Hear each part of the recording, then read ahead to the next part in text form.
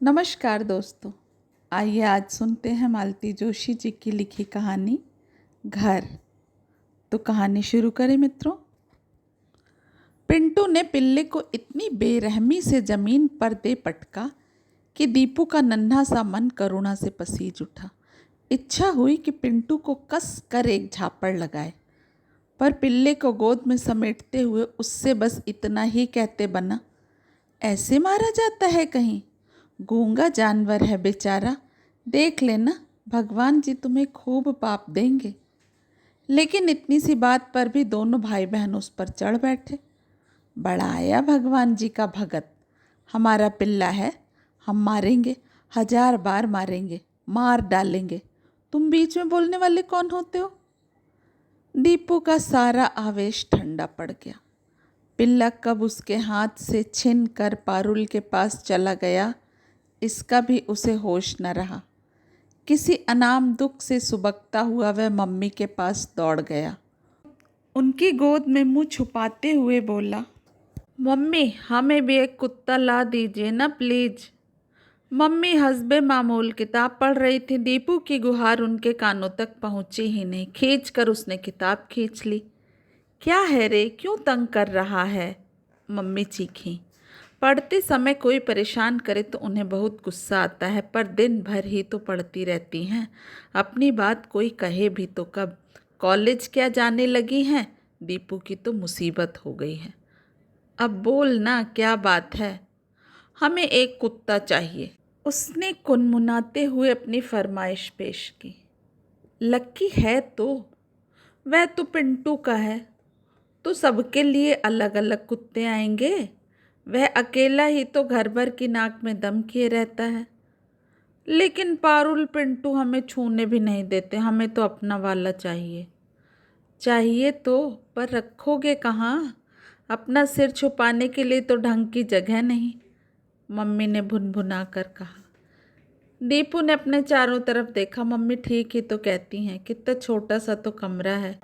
वो तो दीपू की खटिया दिन भर मम्मी के पलंग के नीचे बनी रहती है, नहीं तो हिलने की भी जगह ना रहे। नानी का पूजा वाला कमरा तो है, उनकी खाट और ठाकुर जी तो अब स्टोर में पहुंच गए हैं, नहीं तो शायद इसी कमरे में उनकी खुल खुल खांसी भी रात भर सुननी पड़ती। मम्मी तो फिर से अपनी पुस्तक में खो गई थी। दीपू उनकी गोद में पड़ा पड़ा सोचता रहा। फिर कुछ देर बाद ऊबकर बाहर चला आया। कंपाउंड में पिंटू के दोस्त जुड़ आए थे, शायद क्रिकेट खेलेंगे। अपमान का घाव ताज़ा था, इसलिए वह चुपचाप बरामदे में खड़ा निमंत्रण की राह देखता रहा। लेकिन पिंटू के पास ढेर से साथी थे, वह नक्कू क्यों बनने लगा? उनका खेल मज़े से शुरू हो गया। फिर वहाँ खड़े रहना दीपू को बड़ा दयनीय सा लगने लगा। वह हॉल में चला आया। गोल मेज पर ढेर सारी पत्रिकाएं पड़ी थीं। उन्हें लेकर वह सोफे पर बैठ गया और तस्वीरें देखने लगा। सबका बच्चों वाला पेज उसने पढ़ डाला, कविताएं रट लीं, पहेलियों के उत्तर याद कर लिए। अब कोई पूछेगा तो पिंटू और पारुल मुंह ताकते रह जाएंगे। राजा बेटा तो दीपू ही बनेगा। दीपू जी सोफे पर पैर रखकर नहीं बैठते, कितनी बार मना किया है। उसने चौंक कर देखा, मामी जी पता नहीं कब कमरे में आ गई थी। पता नहीं कब उसने पैर ऊपर कर लिए थे। अनजाने में ही हो जाता है सब। वह चुपचाप बैठा अपराधी भाव से मामी जी को देखता रहा, जो यहाँ वहाँ से कागज़ के टुकड़े बीन रही थी। मामी जी, उसने साहस बटोरते हुए कहा, पिंटू हवाई जहाज बना रहा था, यह कचरा उसी का फैलाया हुआ है। कोई भी फैलाए बेटा, डांट तो हम ही को खानी है, मामी जी ने कसैले स्वर में कहा तो उसे लगा व्यर्थ ही अपनी सफाई देता रहा वह। मामी जी को आजकल उसकी कोई भी बात अच्छी कहाँ लगती है। पहले वाला लाड़ प्यार जाने कहाँ चला गया। होता क्या है कि बच्चे चाहे लड़ाई करें चाहे शरारत, नानी जी उसका पक्ष ले लेती हैं और डांट पड़ती है पिंटू को, पारुल को। मामा जी भी अपने बच्चों को ही घुड़क देते हैं। उससे कोई कुछ नहीं कहता, इसलिए हर बार मामी जी का मुंह फूल जाता है। बच्चे भी उससे कट जाते हैं। इससे तो अच्छा है थोड़ी डांट पड़ जाया करे, तब इतना अकेला तो नहीं पड़ जाएगा वह। इससे तो सचमुच गांव में अच्छा लगता था। डांट पड़ती तो सबको एक साथ, दादाजी खुश हो जाते तो सबको एक एक चवन्नी इनाम मिलती। तब कुल्फ़ी वाले की राह देखने में कितना मज़ा आता। दूर से उसकी साइकिल की घंटी बजती और सब दौड़ पड़ते। यहाँ तो कुल्फ़ी का नाम भी ले लो तो गजब हो जाए। गांव में सचमुच आनंद था। खूब लंबा चौड़ा घर, दूर दूर तक फैले खेत, बच्चे कहाँ समा जाते पता ही नहीं चलता। मज़े से कुएं पर नहा रहे हैं, गन्ना चूस रहे हैं, पेड़ से कच्ची अमियाँ तोड़ रहे हैं, कोई रोकता नहीं था। दिन भर जूते मोजे पहनने की बंदिश थी, न बार बार सॉरी और थैंक यू कहने का झंझट। डाइनिंग टेबल पर करीने से बैठकर तमीज़ से खाना खाने का सिर दर्द भी नहीं था। बस जब भी भूख लगी दादी के गले में बाहें डाल दी या ताई जी की साड़ी से लिपट गए, फ़ौरन मम्मी को हुक्म हो जाता और वह चुपचाप थाली लगा कर ले आती। यहाँ तो डांटने ही लगती हैं। जाने कौन से अकाल से चला आया है, दिन भर भूख भूख ही चिल्लाया करेगा। अब उसे बार बार भूख लग जाती है तो वह क्या करे। अंग्रेजी स्कूल की समस्या ना होती तो वह गांव में ही बना रहता। मम्मी चाहे यहाँ चली आती, यहाँ उसे ज़रा अच्छा नहीं लगता। मम्मी सुबह कॉलेज चली जाती हैं, दिन भर या तो पढ़ती हैं या बुनाई लेकर बैठ जाती हैं। पापा को लंबी लंबी चिट्ठियाँ लिखने का काम और पाल लिया है। अब दीपू को भूख लगती है तो वह किससे कहे। मामी जी के पास जाने की हिम्मत नहीं पड़ती। नानी माँ लाड़ तो सब करती हैं, पर उनसे होता हवाता कुछ नहीं, बस बैठे बैठे ऑर्डर दिया करती हैं। मम्मी ने तो जैसे किचन में जाने की कसम ले रखी है। यह भी नहीं होता कि एक आध बार नानी की चाय ही बना दें। कभी कभार मम्मी रसोई में चली जाया करें तो दीपू की भी पहुंच वहां हो जाए। कितने दिन हो गए हैं उसे आटे की लोई से चिड़िया बनाए हुए। भिंडी के डंठलों से दीवार पर चित्रकारी करना भी वह जैसे भूलता जा रहा है। ताजे उबले आलू में नमक लगाकर खाने की बड़ी इच्छा होती है, पर मन मारकर रह जाता है। कढ़ाई से सिकते हुए मूंगफली के दानों की सुगंध से उसके मुंह में पानी भर आता है। पिंटू उसके हिस्से के 4-6 दाने उसे पकड़ा भी जाता है, पर उससे मन कहीं भरता है। मन में तो यही लगा रहता है कि इस पिंटू के बच्चे ने ज़रूर बेईमानी की होगी। नारियल की गरी कसने के बाद जो सफ़ेद सफ़ेद सा मीठा हिस्सा बचा रह जाता है, घर पर हमेशा उसके ही हिस्से आता था, पर यहाँ तो 3-3 दावेदार मौजूद हैं। उसे पिंटू की तरह झपटना भी तो नहीं आता। मम्मी का डर बना रहता है, फिर पेटू कहलाने की चिंता भी हमेशा सिर पर सवार रहती है। सोफे पर पाँव रख दे तो लोग कैसे कैसे देखने लगते हैं, फिर खाने के लिए ज़िद करना तो बहुत बड़ी बात है। होमवर्क करते करते वह बिस्तर पर पसर गया था। थोड़ी देर बाद आँख खुली तो देखा मम्मी शीशे के सामने खड़ी जूड़ा बांध रही हैं। कहाँ जा रही हो मम्मी? जाना कहाँ है रे, यूं ही घूमने। हम चलें? चलो। फटाफट तैयार होकर वह बाहर आया तो देखा पिंटू और पारुल मम्मी से झूल रहे हैं। बुआ पार्क जा रही हो, हम भी चलेंगे। और बस मम्मी ने हाँ कर दी। दोनों उछलते हुए कपड़े बदलने चले गए। इतना गुस्सा आया उसे, मना क्यों नहीं कर दिया? उसने मुंह फुलाकर कहा। अरे वाह, ऐसे मना करते बनता है पगले। हमसे कुट्टी है दोनों की, दिन में 10 बार तो तुम्हारी कुट्टी होती है। अच्छा चलो, हम दोस्ती करवा देंगे। दोस्ती हो तो गई, पर घूमने का सारा मज़ा किरकिरा हो गया। थोड़ी देर को मम्मी के साथ एक अलग दुनिया बसाने की सोच रहा था, सब चौपट हो गया। अब पूरे रास्ते पिंटू पटर पटर बोलता जाएगा। पारुल तो ऐसे चिपट जाएगी जैसे उसकी अपनी मम्मी हो। पार्क में मम्मी कहानी भी सुनाएंगी तो पारुल गोद में चढ़ी रहेगी। सबसे ज़्यादा मुसीबत यह है कि ये लोग साथ में होते हैं तो मम्मी कुछ भी नहीं खिलाती। घर पर तो कभी जी भर कर खा नहीं पाता दीपू। पार्क में ज़रूर थोड़ी सी ज़िद कर लेता है। मम्मी फिर कभी कभार ले भी देती हैं। पर ये लोग साथ में होते हैं तो झट घर चुगली कर देते हैं। ना भी करें तो अगले ही दिन किसी का गला खराब हो जाता है तो किसी का पेट। बस मामा जी फ़ौरन ताड़ जाते हैं। कल बुआ जी के साथ पिकनिक मनी होगी क्यों, वह कहते हैं और लगे हाथ मम्मी को भी एक हल्की सी डांट पिला देते हैं। पता नहीं कैसे लोग हैं, जरा सा कुछ हजम नहीं कर सकते। दीपू को खिला कर देखे कोई। सच पापा में यह बात अच्छी है, खूब खाएंगे खूब खिलाएंगे। मम्मी टोकेंगी तो डांट देंगे। खाने दो उसे, अपनी तरह नाजुक मिजाज मत बनाओ। अब तो पापा भी चाट पकौड़े खाने के लिए तरस गए होंगे। वहाँ तो ये सब चीज़ें क्या मिलती होंगी। वैसे उस दिन तो मामा जी बतला रहे थे कि अब तो लंदन में ढेर सारे हिंदुस्तानी होटल खुल गए हैं, सब तरह का खाना मिलने लगा है। मतलब पापा वहाँ भी मज़े कर रहे होंगे और दीपू यहाँ हिंदुस्तान में भी कुछ चीज़ों के लिए तरस गया है। पार्क में गीली घास पर बैठा वह यही सब सोचता रहा और कुढ़ता रहा। पापा कब आएंगे मम्मी? रात को उसने रोज की तरह मम्मी की गोद में दुबकते हुए पूछा। क्या पता कब आएंगे, मैं तो इतना बोर हो गई हूँ। कहीं चलो ना मम्मी। कहाँ चलेंगे बेटा? मम्मी ने हताश स्वर में कहा। सच तो था, कहाँ जाएंगे? मौसी के यहाँ अभी पिछली छुट्टियों में ही तो होकर आए हैं। बार बार जाना क्या अच्छा लगता है? फिर ले देकर एक गांव ही रह गया है।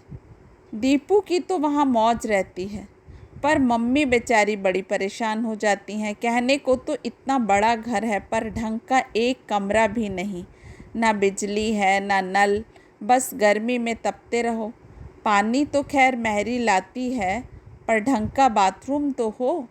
मम्मी हर बार अपना ट्रांजिस्टर ले जाती हैं पर सुनने का समय ही नहीं मिलता। किताब तो वहाँ वह छूती तक नहीं, बस दिन भर ताई जी के साथ रसोई में घुसी रहती हैं या गांव की औरतों से घिरी दादी के पास बैठी रहती हैं। खूब आगे तक सिर ढके चुप चुप रहने वाली यह मम्मी कितनी अजनबी सी लगती हैं, कितनी बेचारी सी। ना, अपनी खुशियों के लिए मम्मी को परेशान नहीं करेगा वह। अपने घर कब चलेंगे मम्मी? अपने घर? पापा तो आ जाएं। पापा कब आएंगे? बस घूम फिर कर वही प्रश्न, पापा कब आएंगे मम्मी? आखिर पापा की वह चिट्ठी आ ही पहुंची, जिसका इतनी बेसब्री से इंतज़ार था। कितना खुश था दीपू उस दिन, सारे घर में नाचता हुआ गा रहा था। अब तो हम अपने घर जाएंगे। मामा जी से आखिर रहा ना गया, पूछ ही लिया। दीपू जी, यह घर किसका है फिर, तुम्हारा नहीं है ना? उसने बेतकल्लुफ़ी से कहा। यह तो पिंटू लोगों का है, हमारा तो भोपाल में है। भोपाल को भूल जाओ बेटे, अब कलकत्ता की बात करो, मामा जी ने पीठ थपथपाकर कहा। पर कलकत्ता की कल्पना उसे गुदगुदा न सकी। उसके मन प्राणों में तो वही पुराना घर बसा हुआ था। पापा जी को लिवाने मामा जी के साथ दीपू और मम्मी दोनों बम्बई गए थे। हवाई जहाज़ देखने की उसकी बरसों की तमन्ना पूरी हुई थी, और वहाँ तो इतने ढेर सारे हवाई जहाज़ थे। वहाँ उतने सारे लोगों में दूर ही खड़ा रहा, पापा को पहचान भी ना सका। पास आने पर भी कुछ देर तो संकोच में दूर ही खड़ा रहा। आखिर पापा ने ही उसे गोद में उठा लिया। कितना लंबा हो गया है रे, उन्होंने प्यार से उसे चूमते हुए कहा। वह धीरे धीरे पापा के गालों को छूकर देखता रहा, फिर धीरे से बोला, पापा अपन अब घर चलेंगे ना? पापा उसके लिए ढेर सारे खिलौने लाए थे, फर वाला कोट, रंगीन स्वेटर, तस्वीरों वाली रंगीन किताबें। खुशी का जैसे पूरा सामान ले आए थे। पर सबसे बड़ी खुशी थी तो बस घर जाने की, अपने घर जाने की। पापा आए तो मेहमान नवाजी का एक लंबा दौर शुरू हो गया। कभी किसी के यहाँ खाने पर जाना तो कभी किसी के यहाँ चाय पर। 2-4 पार्टियाँ तो मामा जी ने ही दे डाली। दीपू बुरी तरह बोर हो गया था। इन लोगों को 6 साल से देखते देखते तंग आ चुका था। अब कोई आकर्षण बाकी नहीं था। लगता था पापा पता नहीं कितनी लंबी छुट्टी लेकर आए हैं, घर चलने का नाम ही नहीं लेते। मामा जी के यहाँ से चले तो सीधे गांव पहुँचे। वहाँ भी तो इंतज़ार हो रहा था। दादी ने पता नहीं कैसी कैसी पूजा भाख रखी थी। गांव पहुँचते ही वह खटराग शुरू हो गया। मिलने वालों का यहाँ भी तांता लगा रहा। पापा इंग्लैंड क्या हो आए जैसे अजूबा बन गए। दादी तो उन्हें ऐसे देखती कि बस रोज़ शाम को नज़र उतारी जाती। मम्मी कोने से छिपकर हंसती रहती। राम राम करके चलने का दिल आया तो सबकी आंखें गीली हो रही थीं। पर दीपू का मन बल्लियों उछल रहा था। वह अपने घर जा रहा था।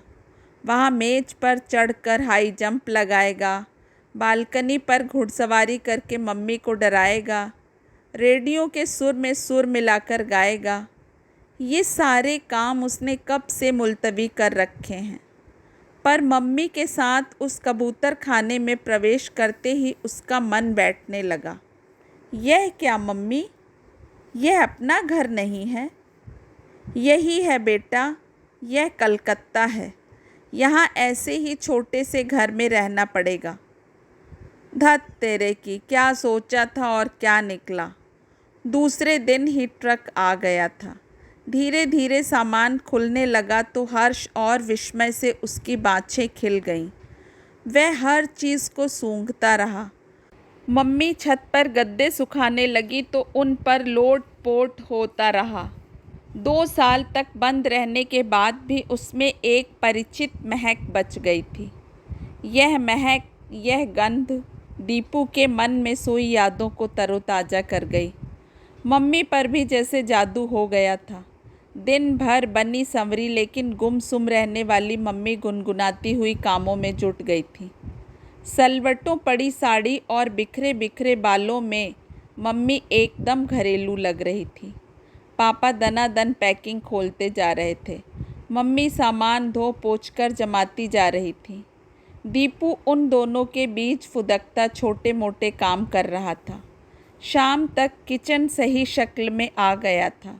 ड्राइंग रूम भी बैठने के लायक हो गया था। दोनों हाथ ऊपर उठाकर पापा ने एक लंबी सी जमुहाई ली और ऐलान कर दिया कि बाकी काम कल किया जाएगा, और यह भी कि रात का खाना होटल में खाएंगे। एकदम घर में उत्सव का सा वातावरण बन गया।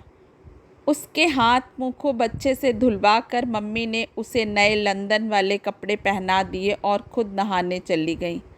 पापा वॉश बेसिन के सामने खड़े होकर शेव बनाने लगे। नाइट सूट पहनकर शेव बनाते पापा उसे बड़े अपने से लगे। उनका यह रूप तो वह भूलता जा रहा था। जब से आए थे पापा बढ़िया सूट में सजे धजे ही घूम रहे थे। लोगों से धीमी धीमी आवाज़ में बात करते पापा, नानी के सामने बड़े अदब कायदे से रहने वाले पापा उसे मेहमान से ही लगे थे। गांव जाने पर सूट तो उतर गया था, पर लोग बागों से घिरे बुंदेली बोलते हुए पापा बड़ी दूर की चीज़ लगते। कभी दादी की गोद में सिर रखकर लेट जाते तो कभी ताई जी के पल्लू से हाथ पोंछने लगते। उस समय वे बिल्कुल बच्चों के से लगते, पापा तो बिल्कुल ही नहीं। सुनो, मम्मी नहाकर आ गई थी। वह गीज़र ठीक से काम नहीं कर रहा। देख लूँगा अभी। गैस कंपनी को कल याद करके फ़ोन तो कर दोगे ना? Yes, by all means. Deepu के स्कूल का क्या करें? मिड सेशन के एडमिशन तो मिल जाएगा ना? देख लेंगे, ढेरों स्कूल हैं यहाँ, कहीं ना कहीं तो मिल ही जाएगा। कहीं ना कहीं नहीं जी, अच्छा स्कूल चाहिए। अच्छा, दूध का क्या करेंगे? डेयरी वाले घर पर दे जाते हैं क्या? पड़ोस में पूछ लो। काम के लिए भी किसी को तलाशना होगा, कोई छोकरा या आया। ओफो, क्या यह सब आज की ही तारीख में तय हो जाना ज़रूरी है? पापा एकदम झल्ला पड़े। और क्या हर काम मुझे ही करना होगा? कम से कम मेहरी का इंतज़ाम तो तुम कर सकती हो। अड़ोस पड़ोस में शरीफ लोग बसते हैं, जाकर पूछ लो। मम्मी तो एकदम सुबकने ही लगी। ओफो, पापा ने बेजारी से कहा और मम्मी के पास चले आए। एक गाल पर साबुन का झाग फैला हुआ, दूसरा सफ़ा चट पेटीकोट ब्लाउज से ऊपर तौलिया लपेटे मम्मी शंकर जी की तरह बालों का जूड़ा बनाया हुआ। सच देखकर इतनी हंसी आई दीपू को। वह बाहर गैलरी में आकर देर तक हंसता रहा। मन इतना हल्का हो गया था। घर अब सचमुच घर बनता जा रहा था। दोस्तों, आशा करती हूँ कहानी आपको पसंद आई होगी। आप सभी अपना कीमती समय जो देते हैं मुझे, उसका हार्दिक धन्यवाद। अपना साथ मेरे साथ ऐसे ही बनाए रखिए। आपका समय शुभ हो। कल फिर एक नई कहानी के साथ हाजिर होंगे। नमस्कार।